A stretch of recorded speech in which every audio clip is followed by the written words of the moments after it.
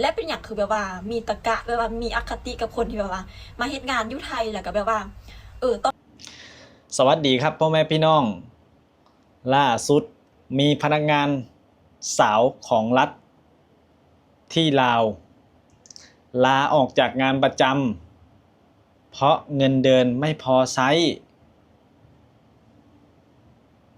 เพื่อหวังจะมาทำงานที่ไทยแต่พอมาทำงานที่ไทยก็โดนคนลาวด้วยกันดูถูกดูหมิ่นดูแคลนหาว่ามาทำงานที่ไทยเป็นขี้ข้าบ้างเป็นสาวขายบริการบ้างซุบซิบนินทาต่างๆนานาใส่ร้ายป้ายสีนี่แหละครับทุกคนคนลาวบางคนมันขี้อิจฉาดูถูกพอเรามีได้ดิบได้ดีก็อิจฉาเราเหนื่อยกับงานก็ยังพอทนนะครับเหนื่อยกับคนบ้านตัวเองนี่โอ้โหพอเลยครับนะแต่พอหันกลับมาดูประเทศไทยเขาไม่ดูถูกคนไทยไปทำงานที่ประเทศนอกได้ดิบได้ดีคนไทยเขาสนับสนุนคนไทยไปถ่ายคลิปถ่าย YouTube ถ่ายการถ่ายงานคนไทยให้ความสนับสนุนและดูคลิปแต่ถ้าเป็นคนลาวมาทำคลิปที่ไทย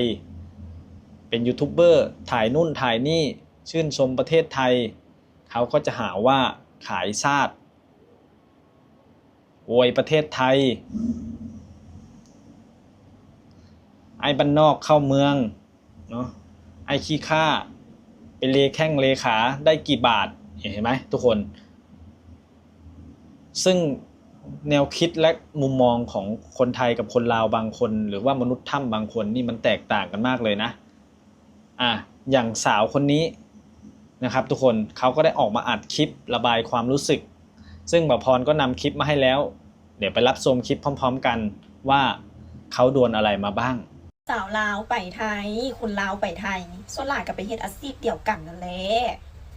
อันเดียวกันอาชีพที่เพิ่นว่าก็คืออาชีพไปเป็นกะลี่ไปเป็นขายตู้ว่าซั่นนี่เนาะคอมเมนต์นะคอมเมนต์เขาคอมเมนต์มานี่หลายเลยคืออันนี้มันจริงบ่เข้าใจว่าเป็นอย่างคือแบบว่าคนที่มีความคิดแบบประมาณว่า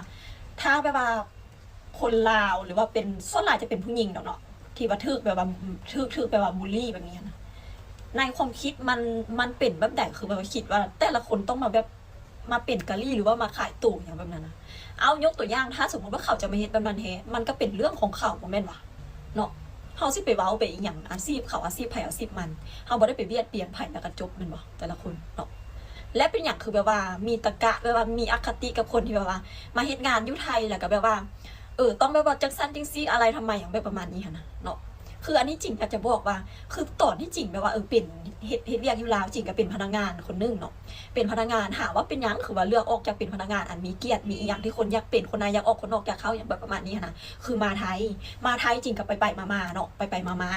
คือจริงจะเอาคือแต่ก่อนตอนที่จริงอยากเป็นครูจริงกับแบบว่ามักเอาเครื่องนะเนาะเอาเครื่องไปขาย และส่วนหลายที่เขาเบิ้งนะเนาะเบิ้งคือแบบประมาณว่าถ้าผู้หญิงลาวผู้สาวลาวเที่ยวมาไทยคือ1เจ้าต้องมีแฟนเป็นคนไทยหรือแบบหรือบ่ก็ต้องมีคนเลี้ยงแล้วก็เจ้าก็ต้องเที่ยวมาหาอย่างแบบประมาณนี้สินะเนาะและ2เจ้าก็ต้องมาเฮ็ดอาชีพที่แบบว่าไปอยู่ตามห้านตามคือห้านนี่แม่นเขาหมายถึงว่าแบบห้านคาราโอเกะเด้อีหลีจะเป็นแบบนี้นะคือแบบว่าเขาจะคิดแบบว่าแบบป่นกันไปเลยนะคือแถวอันสังคมแถวบ้านค่อยคือกันถ้าแบบว่าผู้ใดมาไทยคือต้องความหมายเขา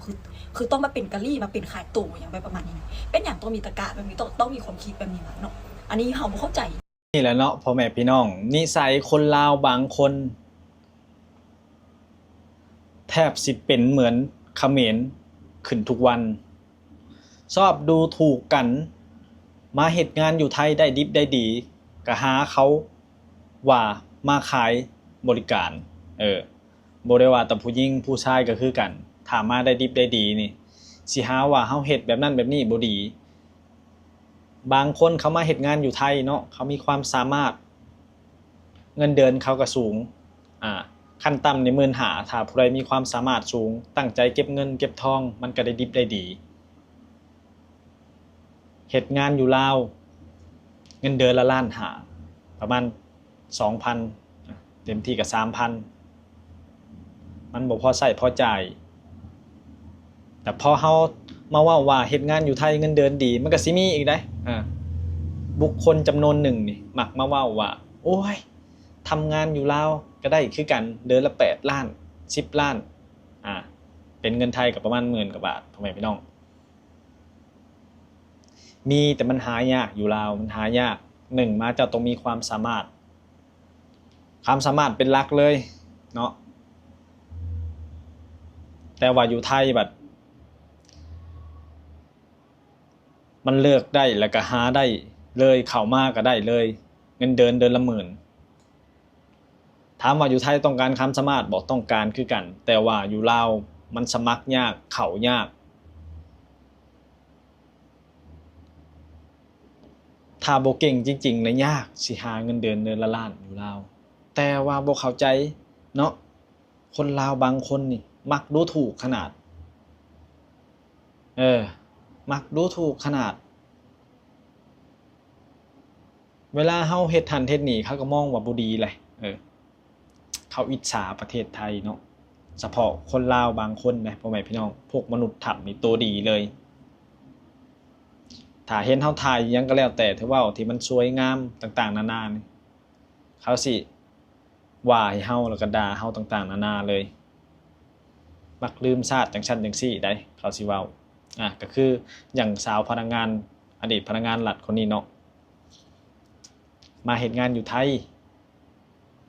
เขาก็สิมองว่ามาขายบริการมาเฮ็ดงานร้านอาหารเขาก็สิมองอย่างเดียวได้ว่าเฮ็ดงาน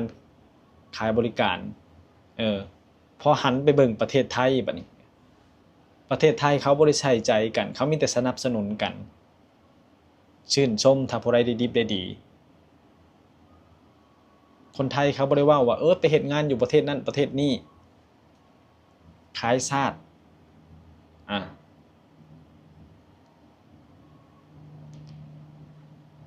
เขาก็ต้องหาเลี้ยงครอบครัวเนาะเฮ็ดงานอยู่ไทยได้ดีเนาะแต่ว่าคนไทยก็มีทางเลือกมีความสามารถเขาจะออกไปเฮ็ดงานอยู่ต่างประเทศได้ดีกว่าอยู่ไทยแต่ประชาชนพลเมืองไทยเขาบ่ได้ดูถูกดูหมิ่นดูแคลนกันนี่แหละคือความแตกต่างแนวคิดคนลาวบางคนเนาะเปรียบเทียบกับคนไทยนี่มันต่างกันฟ้ากับดินเลยคนไทยบ่ได้ดูถูกกันบ่ได้เหยียดหยามกันแต่คนลาวมักอิจฉากันมักโอดโอ้มาเฮ็ดงานอยู่ไทยเนี่ยโอ้ยไปเป็นลูกน้องเขาไปเป็นคนล้างจานไปเป็นคนเก็บขี้เหยื่อขยะเขาเจ้าสิเว้าจังซี่ได้พ่อแม่พี่น้องเอ้ยบ่มีไผสิอยากจากบ้านเกิดเมืองนอนมาดอกเนาะแต่ก็เข้าใจเพราะว่ามันหาอยู่บ้านเฮามันหายากถ้าเฮาบ่มีความสามารถจริงๆคือบ่พรหาอยู่บ้านเดือนละล้านเนาะบ่พรจะเอาเงินไสมาสร้างสาครอบครัวพอมาประเทศไทยเนาะเฮาอดเฮาออมเดือนหนึ่ง 7-8,000 เดือน1หลักหมื่นถ้าประหยัดได้นี่ก็เงินหลักหมื่นพ่อแม่พี่น้องอยู่ไปจักปี1 2ปีเฮาก็สามารถเฮ็ดบ้านหลังน้อยๆให้ครอบครัวได้นี่แหละสาเหตุที่คนลาวต้องมาเฮ็ดงานอยู่ไทยแต่บ่พรก็ฝากถึงคนลาวเนาะบ่ต้องคิดหยังหลายเฮาต้องสู้ส่วนเพื่อครอบครัวเนาะบุคคลเหล่านี้เขาอิจฉาเฮาที่เขามาดูถูกดูหมิ่นดูแคลนหาว่าเฮาเป็นขี้ขาจังเว้านั่นใดก็เว้าไปเนาะเพราะว่าพ่อแม่พี่น้องชาวฝั่งไทยเขาบ่ได้ดูถูกเฮาเพราะว่าประเทศไทยเขาสิมองว่าขอเพียงแต่เฮามาถูกต้องตามกฎหมายทำอาชีพสุจริตคนไทยเขาบ่ดูถูกนี่แหละคือแนวคิดของคนไทยกับคนลาวแตกต่างกันหลาย